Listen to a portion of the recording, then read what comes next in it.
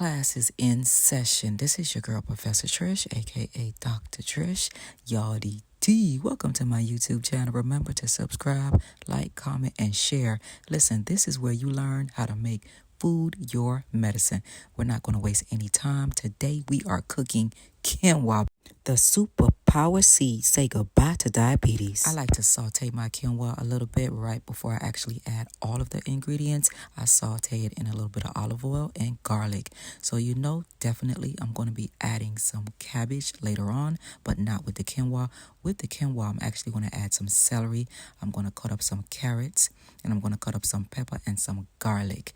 You already know the benefits of all of these vegetables. They're high in vitamin C, fiber, vitamin K, folate, B vitamins, and also antioxidants. If you are diabetic, stick to low-caloric, low-glycemic cruciferous vegetables such as cabbage, kale, spinach, Brussels sprouts. Now, in terms of the cooking instructions, when it comes to quinoa, you really have to give it some TLC. You want to cook it on low fire, and you want to add at least 2 cups of water to 1 cup of quinoa. It typically takes anywhere from 20 to 25 minutes to cook, and you want to make sure that you're actually paying attention to it.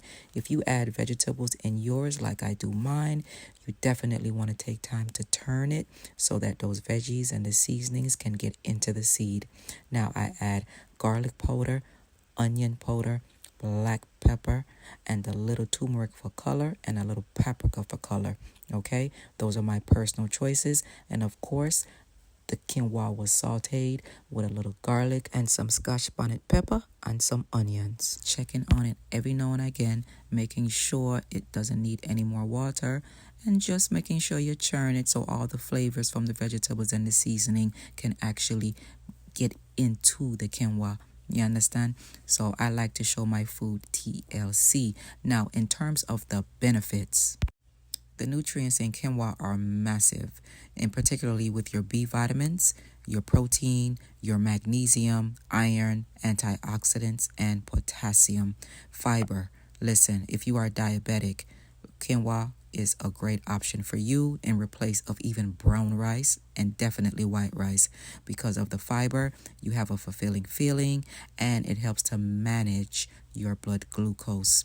Because of the B vitamins, it helps to actually convert your blood glucose into energy.